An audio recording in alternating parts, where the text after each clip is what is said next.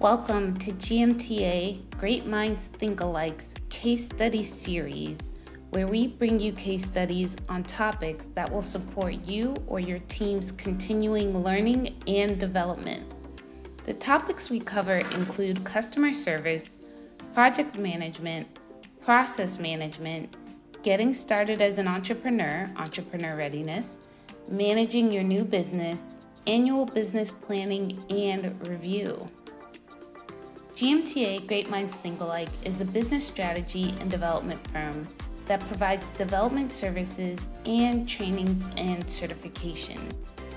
Our purpose and mission is to be the preferred firm for individuals and organizations who want to transform their business or idea into a sustainable, high revenue generating enterprise committed to using its influence to have a direct positive impact on the market and society. Visit our website at www.officialgmta.com to learn more about us or to sign up for our newsletter. So for this episode of GMTA Case Studies, we are covering internal customer service. Internal customer service is a customer service we deliver to our colleagues or our supervisors or the people we manage, compared to external customer service, which is delivered to the customer or client paying for or receiving our product or service. In this episode, here's the situation. Kyle, one of the corporate quality and compliance senior managers, has been designated to implement new quality and compliance procedures in the Colorado regional office. Part of Kyle's duties is to go to Colorado and provide guidance to the local team. And these procedures are supposed to make things easier for the local team. Jessica is a vice president in the company and the head of the Colorado regional office, and part of her role includes ensuring her regional offices are in compliance with corporate guidelines. Jessica works primarily out of the Colorado office usually, so she's on site often. The Quality and Compliance Department in Colorado, the local team, has only 2 staff. Jeff is the Quality and Compliance Manager for the Colorado office. Linda is an associate in the Quality and Compliance Department for the Colorado office, and she reports to Jeff. Jessica has a meeting with Kyle and Jeff to set expectations about her availability. Jessica notifies Kyle that the Colorado office is in their busy season, so this project is on top of Jeff and Linda's already busy schedule. So Jeff will likely not have time to show Kyle around or get situated in the office. So Jessica has assigned Ben from HR to welcome Kyle and get him situated and help him with any administrative questions or IT questions about the office, or security access or places for lunch, things like that. Jessica also notifies Kyle and Jeff that Jessica, will be in London, UK, delivering a sales pitch to a potential new major client. So she will not be in the office and will have limited availability. So they will need to give her at least 24 hours notice for a meeting or information request, or if they need approvals from her.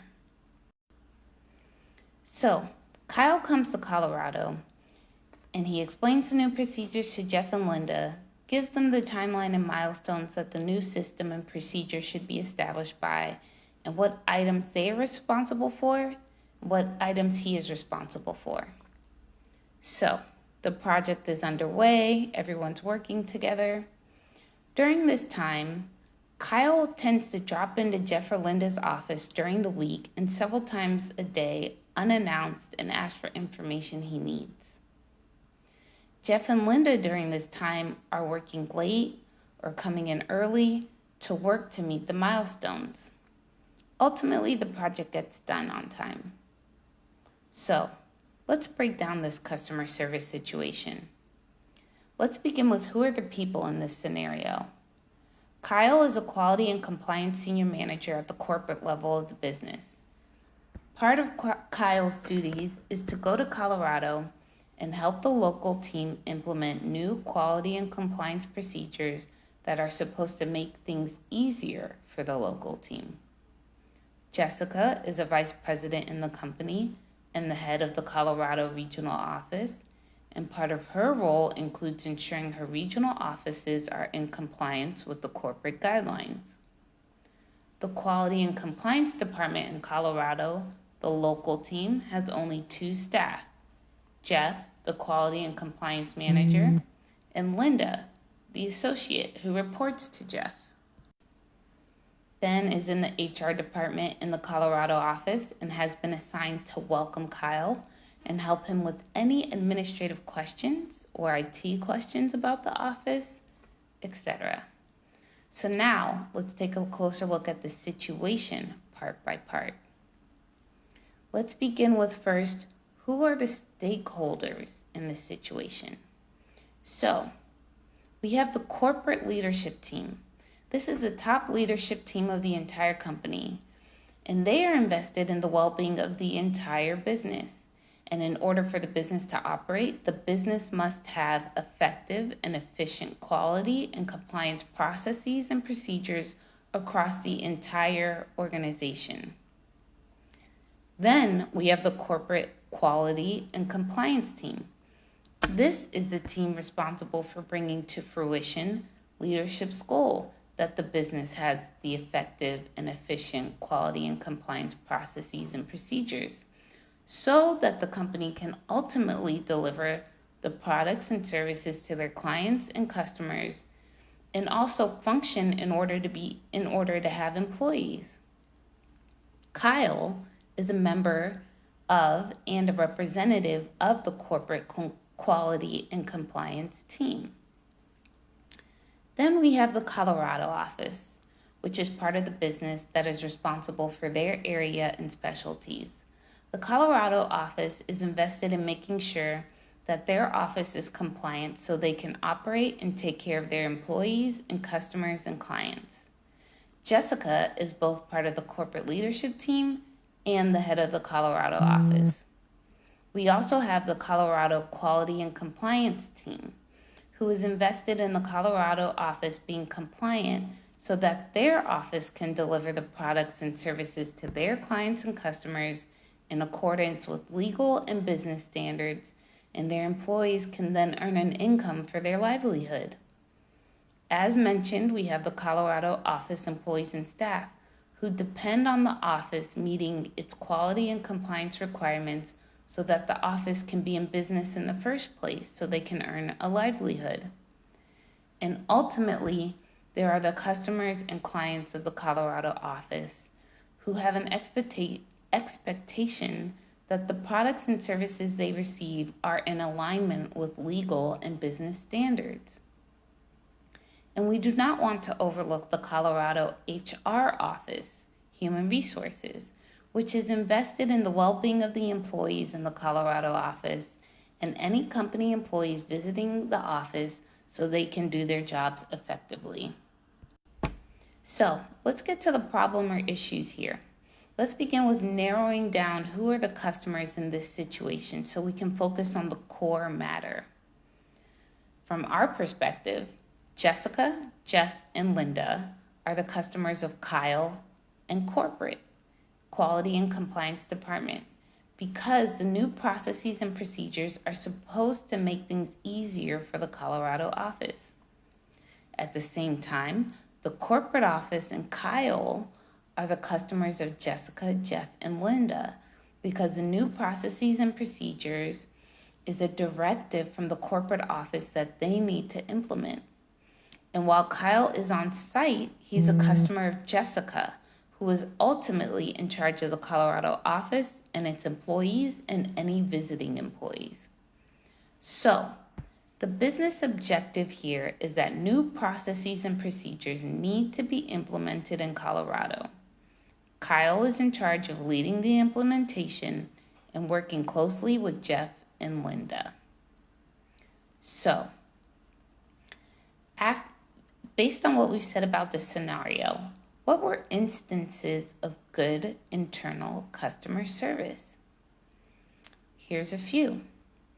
Jessica having a meeting where she set expectations of her availability so everyone involved in the project knew what to expect so they can incorporate this into their plans in advance. Another one is Jessica making Kyle aware that they are in their busy season. So Jessica is being mindful about Jeff and Linda's workload. So she's notifying Kyle to also be aware of Jeff and Linda's heavy workload already. Also, Jessica, knowing the limitations of her team, goes ahead and gets a resource available to help Kyle get situated. So there's not an extra burden on Jeff and Linda. Another instance of good internal customer service is Jeff and Linda being willing to work extra hours to meet the deadline. So, what were instances of poor customer service and what tangibly could have been done better? Let's begin with number 1. Kyle is aware that Jeff and Linda are busy, but he was not mindful or respectful of their time when he drops by unannounced to get information he needs. What could have been better? Since Kyle knows that they are busy, a good thing would be to request a daily quick check-in with Jeff and Linda at a good time for everybody on the progress so the team could come together, collaborate better, and have a set time to share information or ask for help. That way you cut down on the last-minute interruptions. Also, an instance of poor customer service, or what could have been done better, is Kyle was aware that Jeff and Linda were busy, so he also could have requested from corporate or Jessica an extra resource to minimize burnout for Jeff and Linda. What else do you think could have been better? So, in summary, customer service is not just for the end customer or client that pays for the product or service, or is the recipient of the product or service. Customer service is implicated in every aspect of our lives and our day-to-day work. This scenario took a look at internal customer service, that is, the customer service we deliver to our colleagues, supervisors, and people we manage. At GMTA, in our Customer Service and Excellence Training Certification, we provide you with a thoughtfully designed and detailed course that covers customer service in a practical way and allows you to develop your own unique personality and approach. Our catalog of trainings include Customer Service and Excellence, Project and Process Management for the individual and for managing teams, Entrepreneur Readiness, a training focused on having a solid foundation as an entrepreneur to develop, create, grow a fruitful and sustainable business. Also, we offer a training in client readiness, a training focused on being prepared to fulfill your services. Many businesses tend to fail because they were not prepared. We also offer a training on managing your new business team. This training is focused on establishing the right systems and mindset to fully step into a business owner role. And then we also offer annual business planning and review. This is a training focused on the activities and items to review and assess each year to prepare for the next business year so that your business continues to flourish. Thank you for tuning into this episode. Please visit our website and social media platforms to explore more of our content and engage with us. Leave a comment on your thoughts about this case study.